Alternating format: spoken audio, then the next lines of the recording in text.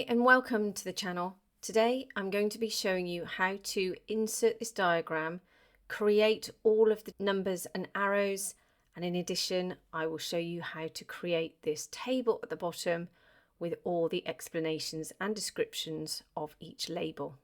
So let's open a new document. So the first thing I want to do is to decrease the size of our margins. Now if I look over to the left here to the rulers, if you can't see your rulers, go to view, select ruler, and if you hover between the grey and the white section, I'm going to click between them. You can see my cursor changes. Click and drag that margin up. I'm going to do the same at the bottom. Click and drag that margin down to give me a lot more space on the page. Secondly, you can see my cursors at the top here. I'm just going to press the return key a number of times and move that cursor down, and that will become clear later on. If I put the image in first and then I move the cursor down, the image will move down the page as well, and I don't want that to happen. So next, move the cursor back up to the top, doesn't matter where. Go to insert, pictures, picture from file, find your image and click insert. Now I only want one portion of this image, so I'll show you how to crop it in a second. But when you insert an image into Word, you can't move it. So select it, go to graphic format, wrap text, and select any of these options here. I generally select in front of text, and now you can move this around. Whilst it's selected, I'm going to go over to the crop tool and click on the drop down and select crop. And then I'm just going to grab one of these little black markers.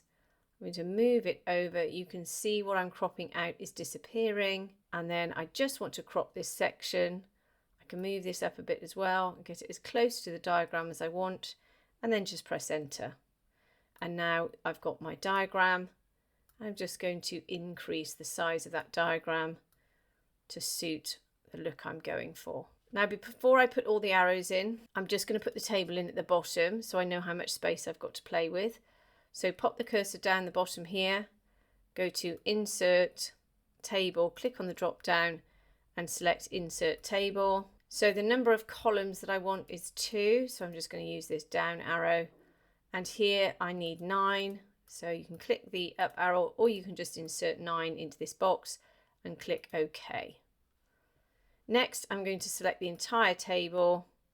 I'm going to go to table layout, and in the height here I'm just going to increase that height by using the up arrow again to round about there, because I know this will adjust when I insert my text. Next, I'm just going to hover over this middle line and pull it over to the side. And then I'm just going to move my table down slightly and my image up. So now I'm going to insert all the circles and the numbers. Go to insert, shapes, click on the drop down, select the circle, click, hold down the shift key and drag out a circle. Once you've got it selected, go up to shape format, go over to this icon which is the outline, select a colour of your choice. I'm going to go for this dark teal, and then click down again, go to weight and go down to 4.5 points. Then go to shape fill and select no fill. If you want to change the colour, go back up to the outline and you can simply select a different colour. Then I'm going to go to insert, shapes, and go to this line here, or the arrow, click and draw out an arrow. Then once again, go to the outline, because this arrow uses the outline as its colour and weight.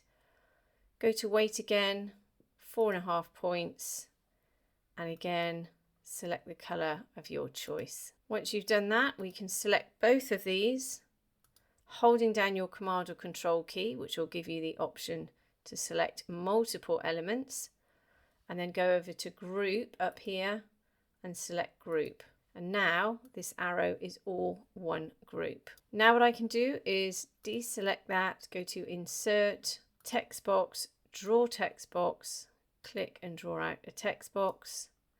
I'm going to insert the number 1, deselect. Now you can see this box has got a black borderline and a white background. So I want to get rid of both of those, so select it, go to outline, no outline, shape fill, no fill. These are all under the shape format tab. If you can't see the shape format tab, it's because you haven't selected anything. Then I'm just going to reduce the size of this and then move it into the middle. Now I can select the arrow and the circle that are grouped together, then press my Command or Control key and select the number, then go back to shape format, then go to group and select group. Now this is all one group, and then if we just zoom out, what we can do now is hold down the Alt or Option key, click and drag, and we can make multiples of this graphic that we've created. In this instance I want 8, and then to make this as quick as possible, all I'm going to do is grab each one and then just rotate it. Don't worry about the number because that's all going to be adjusted. Rotate it using this circle icon.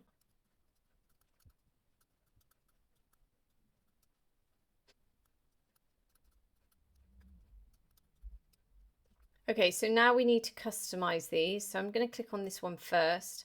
I'm going to go to group and select ungroup. That's just ungroup the number, but I'm just going to ungroup it again because I actually just want to move this circle out here, and then I want to move the arrow to extend it so that it will be over this section here. And then for the numbers, just to adjust them, you just simply rotate them and then click inside so your cursor is showing inside, and then just change the number. And then when the cursor's inside, it's more difficult to move this, so deselect it, reselect it so your cursor's no longer inside. Use your arrow key to center that number, and then go ahead and select all three again. Go to group and select group. The other ones you don't necessarily need to do this. All you need to do is select it, go to the ungroup icon, deselect, reselect just the number, rotate the number, once again change the number, and then you can simply just group the number and the graphic together to make that group. So I'm going to go round, speed up the video, change all the numbers and come back and show you how to customize the table at the bottom.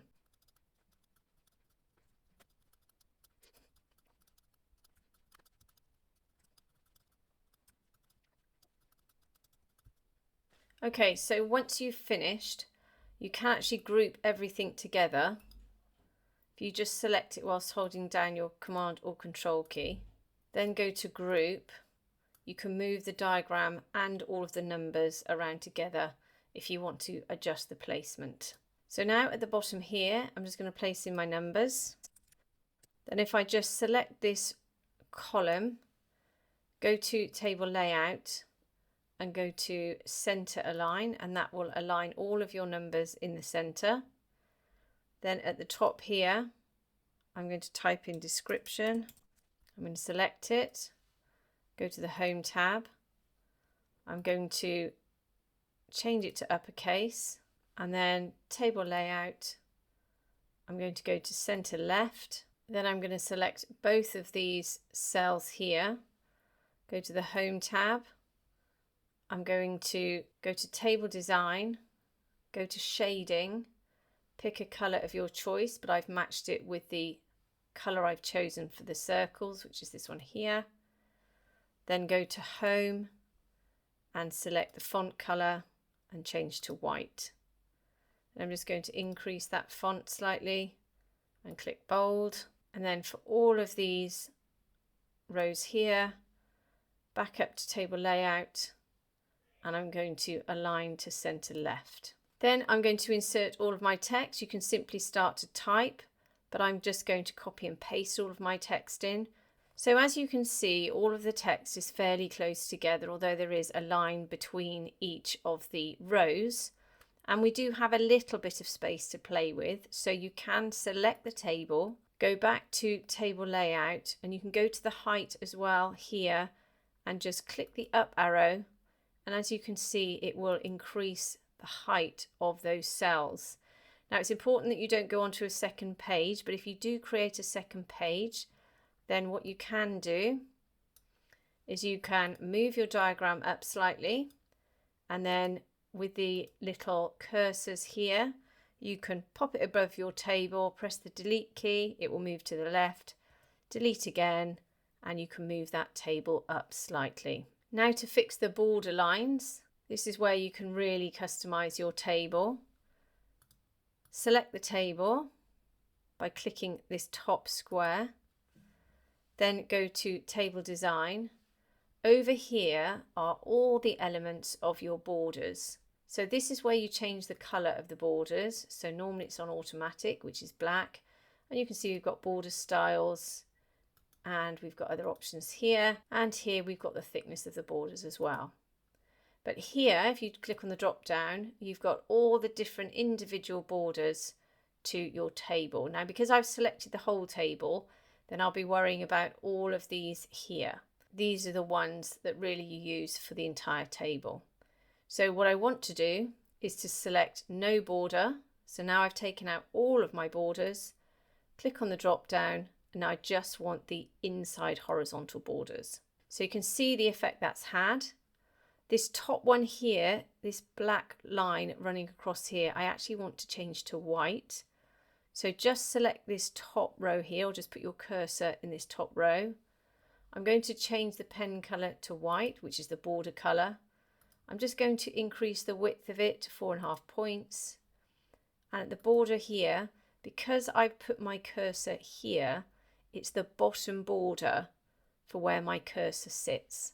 So I just need to select bottom border, and you can see it's changed this one, but of course it hasn't changed this one because I didn't select both of those cells. So you can pop your cursor in here or select both cells, go back up to border. Because bottom border is already selected, I can just click and you can see it's changed that bottom border to white, where you can't see it because obviously the background's white as well. So if you now want to make any adjustments to this, you just have to click on the top here, ungroup everything, and just make the relevant changes. So I hope this has helped you today. If it has, please like and subscribe, and have a great day.